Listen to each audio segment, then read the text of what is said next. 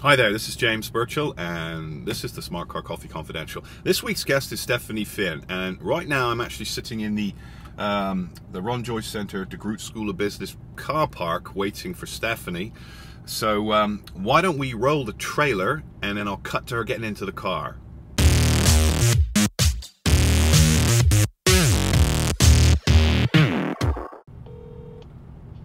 Hi, this is Stephanie. Hello, Stephanie. This is James Burchill. Hi, I see you outside. Oh, good. I'll go right out. All right. Thanks. Bye. Ah, there she is. Hey, this is really tiny. It is tiny. Come on in. Good morning, Stephanie. Good morning. Okay, so we got our coffees, or in Stephanie's case, Earl Grey, which I typically drink at home, by the way, in the afternoon. And Stephanie is actually going to tell you a little bit more about what it is she does. Now, I've done some research, and I'll ask her some questions along the way, because honestly, I'm really quite excited about a couple of things. But that's just because I'm a nerd. Stephanie, welcome to the show. Thank you. Why don't you tell the viewer what it is you do? Okay.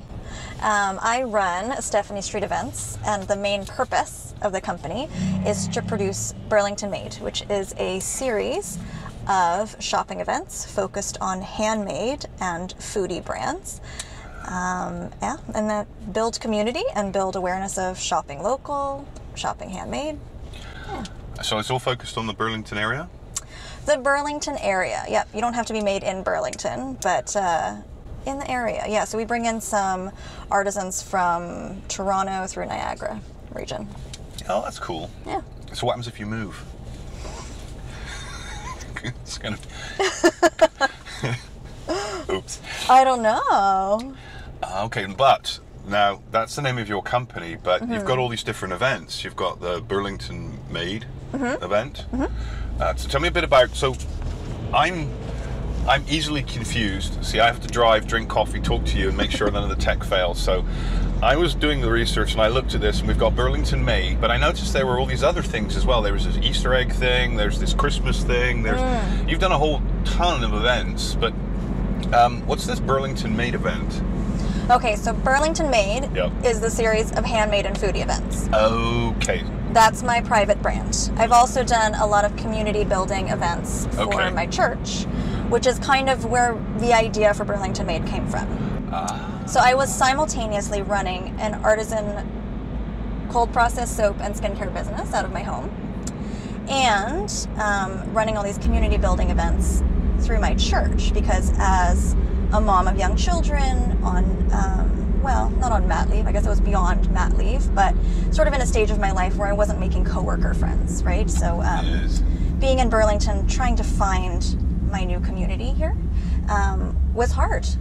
We were new to Burlington, and I was sort of new to being a mom, and I just needed to make some friends in that same life stage. Yes. So I realized it was hard for other people too. So I started with the Easter egg hunt. I was actually kind of new at the church, and the pastor trusted me, and I said, I have this idea. Let's just throw an Easter egg hunt party and see who shows up. 1,000 people showed up.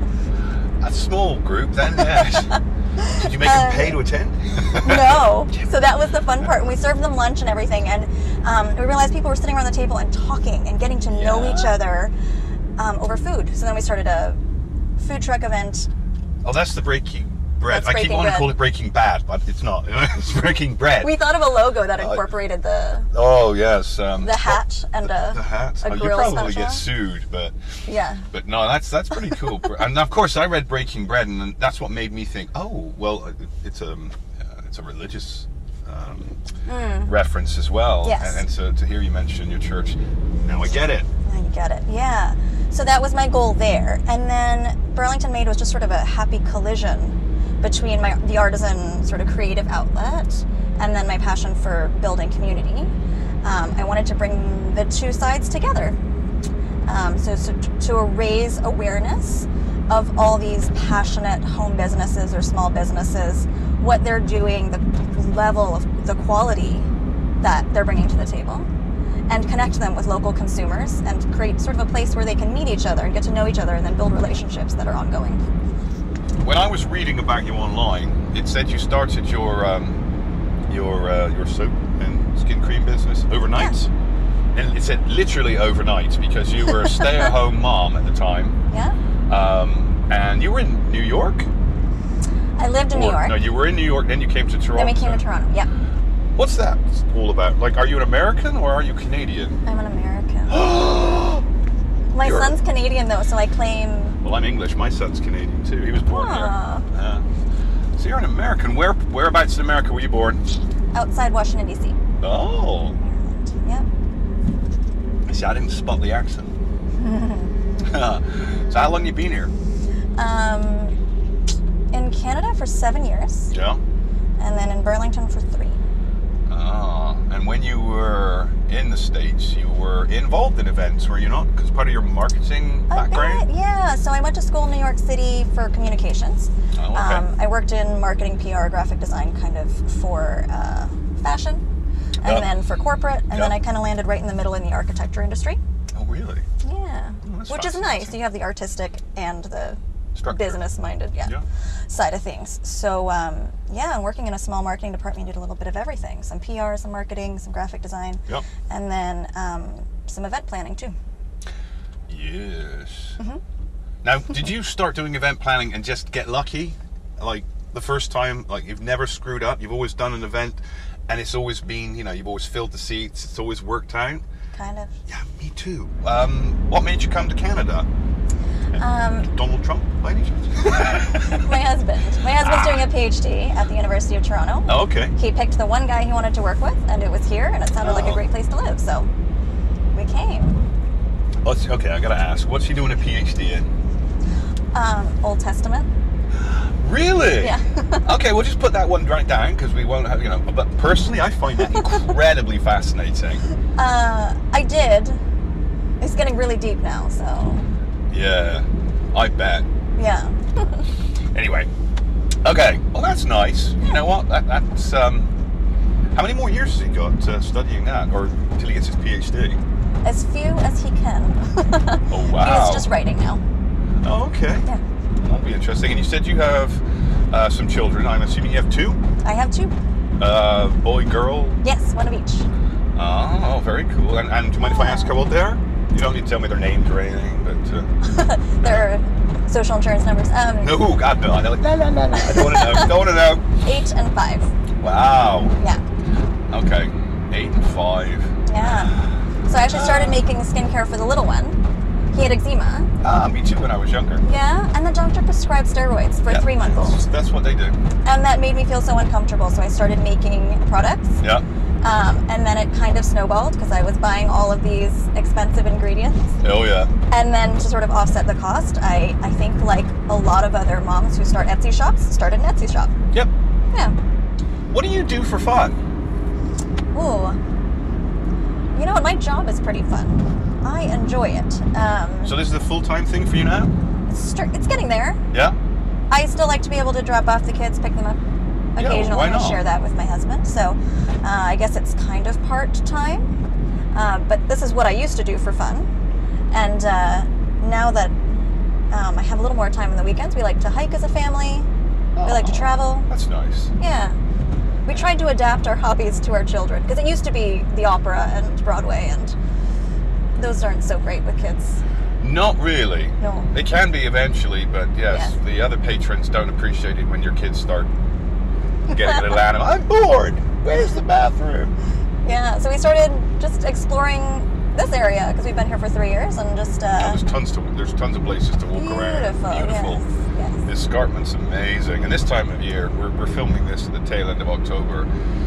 With the colours, you can probably see some of the yellows and golds, at the back windows we're driving around. Mm-hmm. And the temperatures are still quite nice. It's 7 degrees outside right now, which is one of the reasons why I'm still in the t-shirt. Well, I like sweater weather. Yeah? Yeah. I guess. It's comfy. I do like curling up at home on the couch with a blanket and, a liter of ice cream or something. Binge Netflix. Yeah. Okay, so you've told me a bit about what you like to do for fun. Actually, the fact that your work is sort of play now is really lovely, It is. Because mine's sort of the same thing. I got to the point where it's like, well, you've only got one life. why don't you do what you want to do and try and figure out a way of getting paid along the way? And if work is play, it's brilliant. It is. It's great. I love the people that I work with. I love being able to support and build up other small businesses like you do too. Yeah. You got to find people. Hmm? You got to find your people. You do. You do. Well, what you do, by the sounds of what you do, there's an element of it, and there's community building. And I think, I would imagine you'd agree if I was to say, you don't build communities, you attract communities. They come to you. You create a place that that sort of resonates with them, and then they come to it. You attract them, and then when they get there, you have to give them an opportunity, right? Build the vibe and the yeah. So is that sort of one of the things that you think perhaps is the secret to your success with your events? A little bit. Yeah. I think to a certain extent I am part of the demographic of Burlington right now, is people a little bit in transition, a little bit getting to know what it is to be a mom, and being a little restless at times, or and everyone's busy these days, so to have to go to all the little craft shows where you might find one or two good things, versus what we do is we try to curate and find something that's... Bring them together. Yeah, try to bring together sort of the best of what we can find, the people who are really passionate about what they do, who have really studied their trade and their craft. They go out and they select every leather hide themselves, or they print on the fabric so that the design's just in the right place. And to be able to bring all that together, but also to a certain extent, I organize events that I want to go to. So coming from metropolitan areas and having that wealth of opportunities on the weekends, deciding which fun event I want to go to, and then coming to Burlington, I was like, I want to bring all those fun ideas together, and yeah, just make a great day of it. I think people underestimate, at least anyone who's producing events, I think they underestimate how critically important it is to create a positive experience. I mean, just think about it. It's not that people don't enjoy the food, it's not that they don't enjoy the crafts and all the rest of it, but what they want is a good experience. Yeah. You know, it's something that you can't just pick up off a shelf and buy. You actually have to go and experience it. There's no way to online order this. So, I think that's cool. So you're going to continue doing these things? That's my hope. Yeah, as long as everyone else wants to. Well, that's the thing, right? As long as everyone keeps showing up, yeah, then you'll keep doing them. No, I'd love to. Okay. Now, what's the best way for people to get in touch with you? Our website. And that would be? Is burlingtonmade.com. burlingtonmade.com up here. Yep. And they can get hold of, they can find all of the event information there? All of the event information. They can email you there? Social media, yep. And the social media?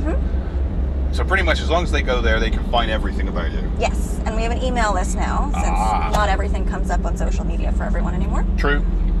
So yeah, sign up for emails and you can find out about our upcoming events. Very good. Well, we're back at the Ron Joyce Center, and I just wanted to say I have thoroughly enjoyed chatting with you. Me too. All right. Well, Stephanie, thank you so much. Thank you.